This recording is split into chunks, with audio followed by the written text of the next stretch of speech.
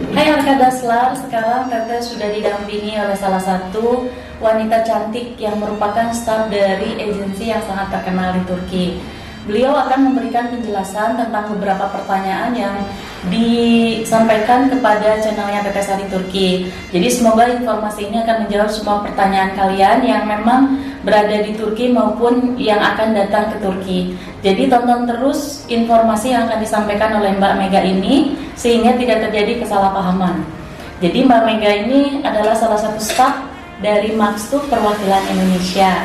Apa kabar Mbak? Baik, Mbak gimana? Alhamdulillah, makasih banyak loh waktunya. Sama-sama. Jadi gini loh Mbak, di channel saya itu banyak sekali pertanyaan mengenai tenaga kerja atau lowongan pekerjaan yang ada di Turki pada masa pandemi ini.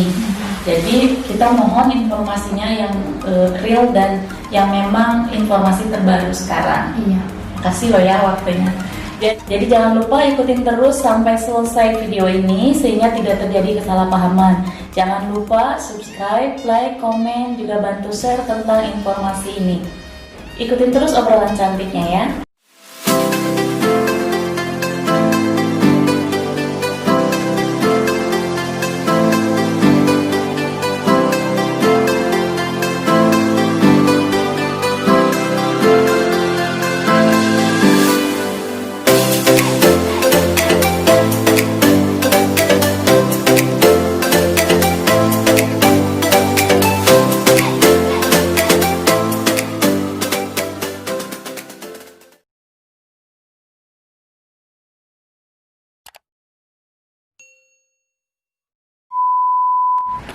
Mbak Mega, makasih banyak. Selamat pagi, terima kasih atas waktunya. Sekarang yang ingin saya tanyakan adalah Maxtuk itu adalah agensi yang seperti apa? Kita pengen tahu agensinya seperti apa. Kemudian job dari lowongan pekerjaan yang tersedia untuk Turki itu sendiri seperti apa? Silakan Mbak Mega. Saya di sini ingin menjelaskan bahwa Maxtuk adalah agensi yang terbesar di Turki dan legal pastinya. Dan office kami lokasinya di daerah Taksim di Istanbul, dan kita juga mempunyai 5 agensi menggunakan demand letter di Bali. Saya ingin menyebutkan yang pertama itu The Gria Mars di wilayah Buleleng dengan Ibu Henda. Yang kedua di daerah Kelungkung yaitu dengan PT Sabrina yaitu dengan Bu Dayu. Yang ketiga dengan PT PPJL dengan Bu Ros di Dalu. Yang keempat dengan Lady Agency di Batu Bulan, dan yang kelima dengan Made Sarjana di Renon. Jadi cuma ada 5 perwakilan resmi di Indonesia ya? Iya. Tepatnya di Bali ya? Bali, iya. Oke. Nah sekarang apakah jobnya hanya untuk terapi saja atau ada bidang lain? Dalam situasi seperti ini, di dalam pandemi ini kita mengutamakan untuk lowongan untuk spa terapis. Dan biasanya sebelumnya kita juga membutuhkan spa terapis untuk cowok, tapi sekarang cuma untuk cewek aja. Dikarenakan dengan permintaan hotel sedikit, jadi sekarang kita hanya mengutamakan orang Bali. Jadi fokus untuk tenaga kerja Indonesia wanita ya? Iya. Jadi itu peminatnya boleh dong selain Bali, yang penting Indonesia kan? Iya, iya Indonesia. Ya, termasuk saya soalnya iya, orang Jawa. Iya. Oke. Kemudian bagaimana persyaratan apa saja yang harus kita lengkapi bila kita mau melamar pekerjaan ke Turki? Oke, pertama saya akan jelaskan bagaimana cara melamar pekerjaan yang dari Indonesia. Pertamanya harus hubungi salah satu agensi kita yang berada di Bali, dan pastinya kalian harus menguasai bidang massage, ya basic massage, dan pastinya harus bisa berbahasa Inggris. Dan minimal kalian harus bekerja di Indonesia sekitaran 6 bulan minimal. Dan jika kalian tidak mempunyai sertifikat spa, kalian juga bisa kursus di 5 agensi ini, karena mereka semua legal, mempunyai PT masing-masing. Jadi pas prosedurnya bakal aman, dan mereka juga mengajari teori hamam dan praktek hamam juga. Yang pastinya kalian harus mempunyai paspor pertama dan menguasai basic massage. Oke, berarti persyaratannya skill, kemudian bahasa Inggris, kemudian paspor. Apalagi tuh? Dan setelah itu intinya pertama kalian harus mempunyai basic itu. Setelah itu kalian ke agensi masing-masing di Bali. Setelah itu kalian bisa menanyakan masing-masing dokumen apa yang diperlukan. Dan agensi kita akan langsung menjelaskan dokumen-dokumen apa saja yang akan dibutuhkan. Jadi kalian mempersiapkan basic itu, paspor, bahasa, dan skill. Setelah itu prosesnya akan dibantu oleh staff kita, agensi kita di Bali untuk pengapplyan visa ke Jakarta. Jadi kalian tinggal terima beres. Tinggal. Berapa lama proses dari kita melamar sampai kita siap untuk berangkat ke Turki? Oke, pertama kita mengirimkan dokumen ke Jakarta menggunakan medical check up juga. Itu kita memerlukan reference number. Itu sekitar 2 hari 3 harian keluar. Setelah itu kita masukkan dokumen di Turki dan nanti setelah itu bakalan keluar tax money atau harch money, harch bahasa Turkinya. Jadi total sekitar 2,5 bulan. Kalau misalkan tax money sudah keluar, visanya sudah dibayar, dan nanti visanya akan distempel di paspor. Setelah visa distempel di paspor akan dikirimkan lewat kargo ke Bali. Berarti sekitar kurang lebih 3 bulan kita menunggu keberangkatan? Iya, benar sekali. Oke. Nah, itu kan prosedur untuk kami yang memang berada di Indonesia. Nah, sekarang prosedur yang harus kita penuhi jika kita sudah berada di Turki. Oke, yang pertama kalian bisa langsung datang ke office kita di Taksim Medan, dekat sekali. Dan yang kedua, kalian bisa hubungi saya di Facebook lewat Messenger atau telepon saya di WhatsApp atau telepon biasa di Turki. Dan untuk persyaratannya yaitu satu, kalian harus memiliki Uturmaizin, yaitu PIN card. Dan yang kedua, kalian juga harus staf Marstuk dari Blue Card, tapi itu kita nanti bisa transfer visa. Tapi itu hanya staf Marstuk saja. Berarti satu bagi orang yang mempunyai Uturmaizin Ikamet, yang kedua mempunyai Blue Card, tapi itu hanya staf Marstuk saja. Berarti selain dari stafnya Marstuk, kita nggak bisa melamar pekerjaan ke Marstuk? Kita bisa, mereka bisa melamar, tetapi mereka harus memiliki residence permit yaitu Uturmaizin PIN card. Oke, seandainya misalkan ada beberapa teman kita yang datang dengan visa holiday, kemudian mencari pekerjaan di sini, itu bisa nggak ya? Kita langsung ke Marstuk? Mereka bisa langsung ke Marstuk, tetapi pertama kita harus memproses untuk residence permitnya, untuk Uturmaizinnya. Setelah residence permit itu keluar, karena kita selalu proses legal, jadi pertama harus Uturmaizin itu harus keluar dulu. Setelah itu nanti kita akan proses dari Uturmaizin ke residence, ke work permit. Yes, ke visa kerja. Berarti prosesnya itu berapa lama kalau seandainya kita udah stay di sini nih? Misalkan contoh kita kacak nih. Iya. Jadi kita harus membuat dulu PIN card dulu, kemudian baru pindah ke visa kerja. Berapa lama tuh prosesnya, Mbak? Sekarang tergantung. Kalau misalkan kita membuatnya di Istanbul, itu membutuhkan waktu sekitar 90 hari. Dan sekarang dalam pandemi ini sangat-sangat lama. Dikarenakan misalkan contohnya sekarang kita membuat appointment yaitu Basyuru. SMS akan datang dari Coach Idarisi 1 bulan lagi, 1 bulan selanjutnya. Dan 1 bulan selanjutnya akan ada SMS, itu kita memiliki 20 hari untuk memproses Uturmaizinnya itu. Dan dikirimkan lewat PTT karena dikarenakan pandemi, Coach Idarisi tidak bekerja. Dia bekerja cuman tidak menerima orang, jadi semua dokumen itu kita kirim lewat PTT. Setelah kita kirim lewat PTT, itu waktunya 90 hari untuk menerima SMS bahwa hasilnya bakalan positif atau olumlu bahasa Turkinya. Setelah ada SMS itu, jadi kita menunggu SMS dari kargo bahwa kartunya sudah keluar dari Ankara. Jadi prosesnya kurang lebih dalam pandemi ini melebihi dari 3 bulan, bisa 4 bulan, bisa 5 bulan. Itu untuk daerah Istanbul. Tetapi kalau misalkan di daerah misalkan Bursa atau Antalya itu biasanya lebih cepat karena populasi sedikit, iya, karena populasinya sedikit. Nah, kita kembali lagi ke awal. Misalkan saya udah nerima nih visa kerja di Indonesia, kemudian saya berangkat ke Turki. Nah, sesampai bandara kita seperti apa nih? Apakah ada yang jemput, pergi sendiri atau gimana, Mbak? Sekarang kalau misalkan sekarang kita berangkat dari Bali sampai airport Bali, biasanya 5 agensi kita di Bali mengantarkan sampai airport di Bali. Setelah kalian terbang dan sampai di Turki, kita mempunyai supir dan akan dijemput ke airport. Tetapi kalau misalkan itu di Istanbul, untuk daerah Istanbul, atau misalkan untuk daerah yang tidak bisa memakai pesawat, jadi otomatis harus menggunakan otobus. Kita mempunyai supir, jadi pertama akan diambil dari airport, dijemput dari airport, habis itu dianterin ke hotel masing-masing atau tidak diantarkan ke terminal. Dan jika staf yang memang di luar Istanbul, jadi dia harus transit di Istanbul dan melanjutkan penerbangan lagi, misalkan di Antalya atau Izmir.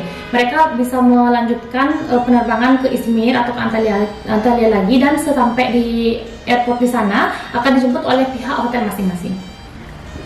Oke. Nah, sekarang misalkan nih kita ditempatkan di luar Istanbul. Nah, berarti akomodasi transportasi itu semua ditanggung oleh agensi ya? Iya, oleh agensi. Sebenarnya tidak agensi menanggung. Itu semua tiket dan lain-lain itu ditanggung hotel. Okay. Jadi kita cuman sebagai perantara. Perantara aja. Iya. Oke. Nah, sekarang kan tadi disebutkan ada yang kemungkinan kita bisa bekerja di Istanbul atau di luar Istanbul. Nah, bagaimana tentang masa kerjanya? Sedangkan yang di Istanbul yang saya tahu kita full 1 tahun ya. Iya. Nah, untuk yang di luar Istanbul itu seperti apa? Berapa bulan, dan setelah habis itu kita harus bagaimana gitu? Sekarang kita memiliki 2 season ya di Turki. Yang pertama yaitu summer season sama winter, dan kita juga memiliki pekerjaan yang full season yaitu 12 bulan. Untuk staff yang misalkan dia langsung berangkat langsung ke summer time, jadi mereka kerjanya selama 6, 7 atau 8 bulan. Setelah itu kita menanyakan kembali ke staff apakah mereka mau balik ke negara sendiri atau mau bekerja di daerah winter saja dan nanti balik lagi ke summertime kerjanya, atau ingin pekerjaan yang memang 1 tahun yaitu 12 bulan kontrak. Jadi sekarang tergantung permintaan staff masing-masing. Nah, misalkan gini, saya misalkan di winter nih kerja. Setelah di winter itu kan saya cuma 8 bulan contoh. Nah, sisanya itu berarti saya bisa kerja di tempat lain atau agensi menyediakan? Iya, selalu agensi menyediakan. Dan misalkan nih sekarang kalau misalkan kalian mau selesai kerja, diharapkan sekali 1 bulan sebelum belukan mati atau sebelum hotel tutup harus info ke Marstuk, dikarenakan kita banyak request masalah pekerjaan juga. Jadi biar nggak hari terakhir itu langsung meminta pekerjaan, jadi supaya nggak telat pasti kita selalu usahakan yang terbaik. Namun kerjasamanya 1 bulan sebelumnya info ke Marstuk supaya kita dari 1 bulan sebelumnya melihatkan lowongan job. Oke. Nah, berarti sekarang mulai terjawab, karena biasanya katanya ke Marstuk itu biasanya SMS nggak dibaca, telepon nggak diangkat, itu yang sering keluhan yang terjadi ya. Berarti sekarang kan sudah diterangkan, akhirnya kan bisa semoga ini menjadi informasi untuk teman-teman yang lain. Berarti bukan nggak diangkat, nggak dibales ya? Bukan nggak diangkat, nggak dibales, dikarenakan kita juga melayani banyak staff, dan kalau bisa mungkin orang Bali itu kebanyakan nelpon lewat WhatsApp. Oke. Jadi kalau misalkan kita lagi terima telepon biasa, nggak masuk di WhatsApp, dan kadang ada orang nelpon jadi kayak langsung barengan gitu, jadi nggak kelihatan. Kalau misalkan kalian telepon tapi saya tidak angkat, diusahakan SMS. Bisa kalau misalkan Mbak Mega free bisa telepon saya atau chat saya, atau nggak harus SMS. Soalnya karena saya ada 2 telepon, nggak langsung semuanya. Oke, saya juga hari libur Sabtu Minggu pun juga saya balas chat. Tapi kalau misalkan saya lagi angkat telepon, kalian telepon di WhatsApp itu nggak kelihatan. Okay. Dan saya juga nggak punya waktu untuk melihat ngecek siapa yang tadi nelpon ini. Soalnya juga SMS banyak sekali. Iya. Oke, jadi kita cukup mengerti dan semoga menjadi informasi untuk saling kerjasama gitu ya. Jadi kita pun berharap, saya mewakili terapis atau mungkin tenaga kerja juga berharap agensi pun memberikan respek yang baik kepada kami kalau seandainya ada SMS atau telepon yang masuk. Karena tentunya jika kita SMS atau telepon itu sesuatu yang penting. Jadi mungkin untuk kedepannya, untuk bisa menjawab keluhan-keluhan teman-teman saya di luar sana, semoga untuk lebih respect kepada kami jika ada SMS atau telepon ya Mbak Mega ya. Pasti. Nah, sekarang gini Mbak Mega, misalkan ada 2 season itu, terus seandainya kita mau pulang itu nggak apa-apa ya, padahal belum habis tuh ininya. Sekarang gini, kalau yang summer season itu sistemnya kita ambil dari Bali. Kita ambil dari Bali itu hotel sudah menanggung tiket bolak-balik. Jadi, jika mereka mau pulang ke negara masing-masing, jadi mereka sudah punya tiket dan mereka bisa pulang ke negara masing-masing. Oke. Jadi yang biasanya summer time itu ngambilnya langsung dari Bali ya? Iya. Oke. Nah, sekarang Mbak Mega, gimana situasi sekarang pada saat pandemi ini tentang pekerjaan atau peluang kita untuk bekerja di Turki? Oke, sekarang saya mau menjelaskan pekerjaan yang di Turki. Dan beberapa waktu lalu, sekitar bulan Juni itu ada kepulangan staf Indonesia melalui KBRI, dan jadi orang Indonesia itu sebagian besar dari pertama pandemi itu pulang ke Indonesia, dan mereka ingin balik lagi ke Turki, namun mereka tidak bisa balik dikarenakan pemerintah Turki masih pending visa kerja. Jadi untuk sekarang kita belum bisa mengambil staf dari Bali, kecuali kita flight visa dari Bali dan visanya itu sudah keluar sebelum corona. Dihambat karena corona, sebagian hotel banyak yang tutup, jadi beberapa staf ini kita carikan kerja lain dan kita transfer visanya. Dan beberapa hari ini juga ada kita mengirim staf kita mengambil staf dari Bali sekitar 5 orang dikarenakan corona hotelnya tutup dan visanya kita transfer. Jadi untuk staf itu yang bisa berangkat. Kadang banyak ada pertanyaan juga, lah kenapa mereka bisa berangkat tapi saya nggak bisa? Itu dikarenakan visanya sudah keluar sebelum corona, supaya tidak ada kesalahpahaman. Ya, makasih banyak, ini informasi benar. Soalnya banyak yang nanya, Mbak, saya mau ke Bali, kok ada teman saya berangkat. Berarti pada tahun ini berarti nggak ada pemberangkatan, kecuali mereka prosesnya udah jauh-jauh hari berarti ya? Iya, sudah keluar visanya. Ini pun harus visanya yang sudah keluar. Okay. Itu pun mereka visanya sudah keluar dari sebelum corona, dan dikarenakan corona hotel di Turki juga tutup dan hotelnya tidak buka sama sekali. Jadi otomatis anaknya juga chat mereka mau pekerjaan. Jadi kita bantu sebisa mungkin. Jadi kita mencarikan pekerjaan lain, kita transfer ke hotel lain. Jadi anaknya langsung bisa berangkat. Okay. Nah, berarti kan tadi Mbak Mega bilang bahwa tidak ada pemberangkatan untuk tahun ini ya, karena memang Turki tidak mengeluarkan untuk visa kerja. Nah, tapi gimana Mbak, yang misalkan ada orang yang katanya saya kerja kok tapi datang dengan visa holiday, itu seperti apa ya Mbak?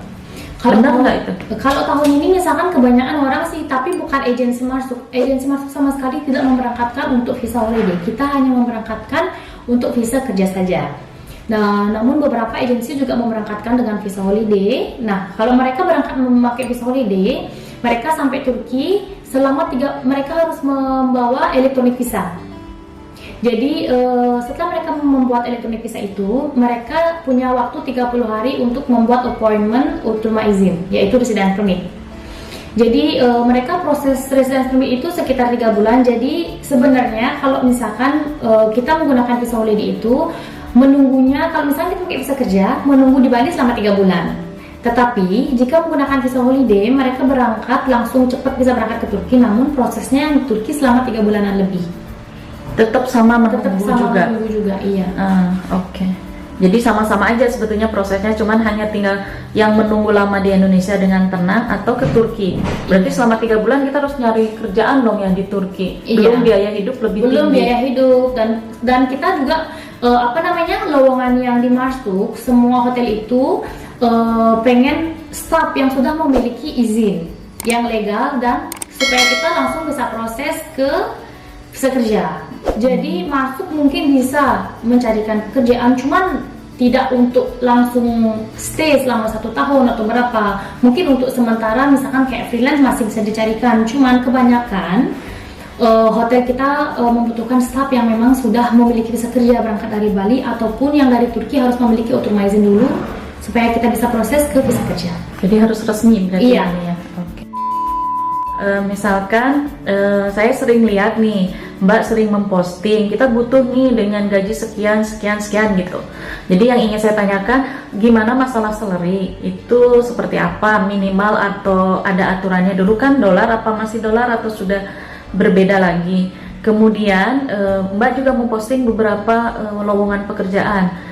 Itu untuk siapa, dan memang berarti butuh banget ya sekarang di Turki? Untuk sekarang kita hanya memerlukan staf yang memang sudah stay di Turki, karena dikarenakan untuk sekarang mereka juga hotel-hotel tidak mau mengambil dari Bali karena disebabkan oleh satu, visa yang dari Jakarta memang masih dipending oleh pemerintah Turki. Yang kedua, mereka tidak mau mengambil dari Bali karena kebanyakan risk. Mereka staffnya kita ambil dari Bali, mereka terbang melewati mungkin Jakarta, dari Bali ke Jakarta, Jakarta Airport, dari Jakarta ke Istanbul. Mereka di perjalanan mereka nggak mau mengambil risiko. Misalkan dikarenakan kita kan nggak tahu ya, kalau misalkan di perjalanan bisa saja kita pergi sehat, datang bisa saja kena penyakit. Bisa itu juga menyebabkan kenapa untuk sekarang mereka tidak mengambil dari Bali atau dari Indonesia. Dan sekarang kebanyakan di pandemi ini gaji benar-benar sangat anjlok dikarenakan dolar memang sangat tinggi banget di Turki. Dan kita juga mempunyai hotel yang memang gajinya dikasih dolar, dan mempunyai dan ada hotel juga yang mereka memang dari pertama memang mengasih gaji Turkish lira. Itu tergantung masing-masing hotelnya bintang 5 atau nggak gimana, atau tergantung kriteria hotelnya masing-masing dan tergantung experience dan kadang hotel itu juga experience kalian berapa tahun, ataukah kalian bisa, misalkan kayak kita mempunyai lowongan di Kapadokia, saya tidak akan menyebutkan nama hotelnya apa. Mereka misalkan membutuhkan staff, kalau memang mereka bisa menguasai semua, dikasih misalkan contohnya gajinya 3.500 contoh. Tetapi jika mereka bisa Thai massage dan Ayurveda dan melebihi treatment yang lain-lain juga, bisa dikasih lebih gajinya 4.000 ataupun lebih. Itu tergantung juga kriteria kalian dan hotel masing-masing juga. Bisa menyebutkan minimal standar gaji sekarang nggak Mbak? Kalau standar di Turki sekarang Istanbul misalkan ataupun di semua di Turki, standarnya sekarang paling sedikit 3.000 plus $1 atau 5 TL. Berarti itu udah minimal. Udah minimal. Dan itu standar dari Turki sendiri ya? Iya. Nah ini ada titipan SMS dari teman saya. Seandainya kita yang sudah lama gitu ya, sudah lama sekali bekerja dengan dengan standar gaji yang dulu gitu. Misalkan belum sampai ke 3.000. Nah, bagaimana prosedurnya kita untuk apakah kita harus lapor ke agensi bahwa gaji kita belum sesuai standar, atau harus seperti apa nih? Kita caranya seperti apa nih? Nah, pertama kalian bekerjanya di mana? Kalian pastinya harus melapor. Pertama apa-apa kalau misalkan kalian ada problem di hotel, pertama kalian harus lapor ke manajer dulu. Sebisa mungkin kalian harus bisa memecahkan masalah kalian sendiri di hotel, karena pertama kalian harus ngomong ke manajer ataupun bisa ngomong ke HRD juga, karena yang mengurusi kalian itu biasanya HRD. Tergantung hotel masing-masing, kadang langsung ke manajer langsung, kadang langsung ke HRD. Nah, jadi kalian harus tanyain, saya sudah lama loh kerja di sini, apakah kalian bakalan mau memberi gaji yang lebih atau nggak? Misalkan sekarang ada loh orang baru, soalnya banyak banget kadang ada keluhan, mereka sudah kerja di sana 3 tahun atau 4 tahun, dan ada orang yang baru gajinya juga sama. Jadi kalau kayak gitu kan mungkin ngerasa ini ya nggak adil kayak gitu. Jadi sebisa pertama itu kalian harus ngomong sama manajer atau HRD sebisa mungkin. Nah, soalnya juga masalah kayak itu banyak banget yang dimasalahin karena ngerasa nggak adil juga.